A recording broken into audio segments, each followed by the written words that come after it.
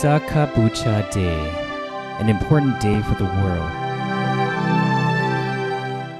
The appearance of each Buddha can be compared to the light of the sun that gives brightness to all beings. The Lord Buddha appears for the happiness of all human beings as well as other living beings. Visakha Puja Day is the day of the Lord Buddha's birth, enlightenment, and attainment of complete Nibbana. It is the day when all devoted Buddhists recall the Lord Buddha's incomparable virtues and how he is our ideal role model in the pursuit of perfections. All living beings owe the Lord Buddha the greatest debt of gratitude. He had spent countless lifetimes pursuing his perfections so that he could eventually become enlightened on his own and could lead all beings, both human and celestial, to realize the Dhamma. As a bodhisattva, he had pursued his 10 perfections at all 3 levels by donating his wealth, his organs, as well as his life for countless times during the unimaginably long period of 20 asankhya's or incalculable eons and 100,000 kappas or eons. After his perfections were at the fullest extent, he was reborn as King Santusita and ruled over the Tusita realm. It was there that he waited for the right time to have his final rebirth. When the time was right, celestial beings, Brahma beings, and formless Brahma beings from 10,000 universes in the 3 realm spheres came together to beseech King Santusita to have his final rebirth in the human realm. King Santusita checked the 5 factors, which included the human world, the country, the lifespan of human beings at that time, the noblest social class that was considered to be born in, and the lady to be the mother to the Buddha. Having checked all 5 factors, our Bodhisattva saw that he would be reborn in the Jampu world, in the centermost country, during the time where the human lifespan was 100 years, and to a royal family, with Queen Silit Mahamaya as his mother. Having agreed to the request, he resolved to be reborn in the Jampu world. His birth, 80 years before the Buddhist era, at Lumpini Grove, between the kingdoms of Kapilavastu and Devadaha, on the full moon day of the 6th lunar month, the physical form of the Lord Buddha appeared in the Jampu world, or earth. During Queen Silit Mahamaya's pregnancy, her elevated meditative attainments and her observation of the precepts enabled her to see our Bodhisattva clearly, sitting in a half-lotus position in her womb, as though he was sitting outside. Queen Silit Mahamaya gave birth to our Bodhisattva in a standing position. He was born with his feet coming out first. As soon as his feet touched the ground, he could stand and walk immediately, which is a supernormal incident that rarely occurs. As our Bodhisattva stood up after he was born, he made the pronouncement about the purpose of his birth as follows: I am the Supreme Being, the most advanced and the most sublime being in the world.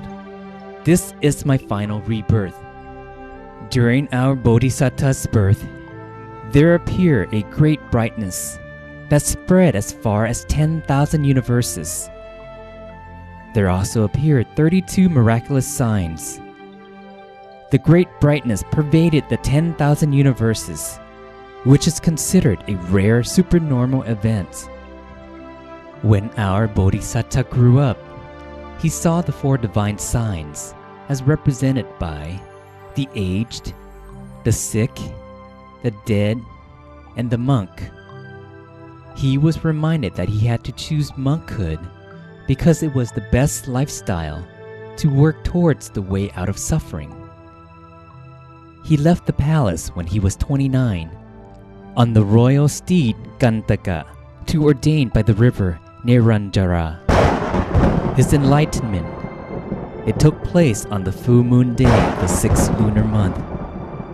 After having practiced perseverance for 6 long years, finally, one day, beneath the Bodhi tree, our Bodhisattva sat in a half-lotus position.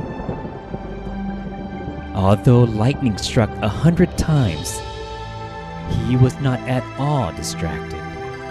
On the contrary, he vowed that, "My blood and flesh can dry up, leaving only skin, tendons, and bones.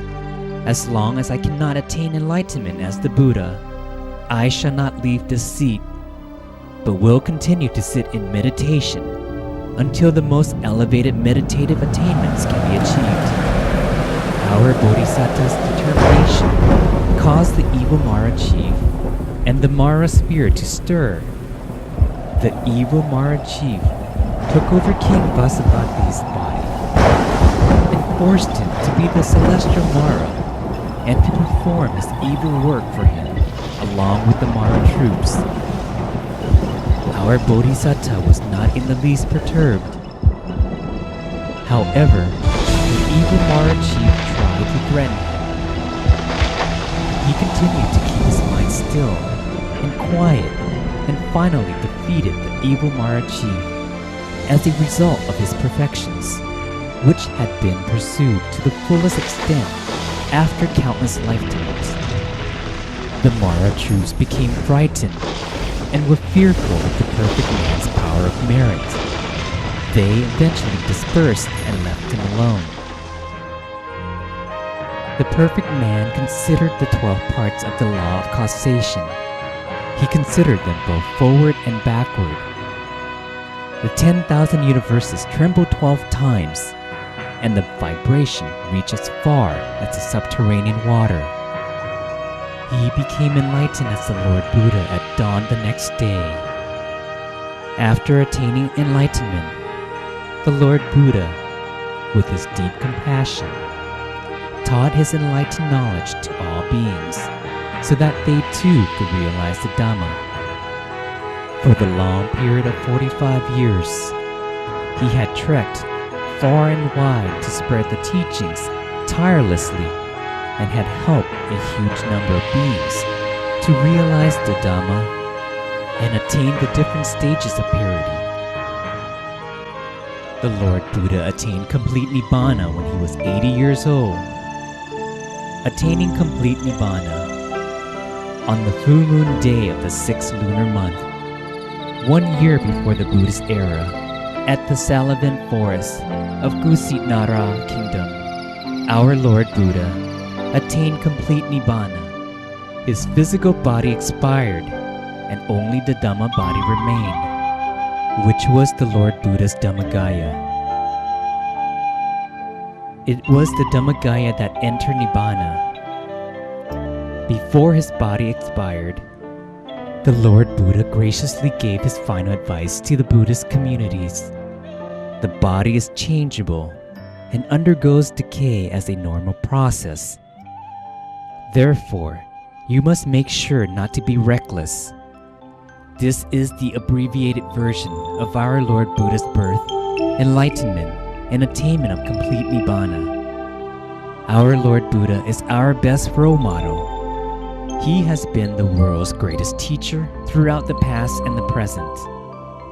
Therefore, every full moon on the 15th of the 6th lunar month, which is also called Visakha Puja Day, is the day of the Lord Buddha's birth, enlightenment, and attainment of complete Nibbana.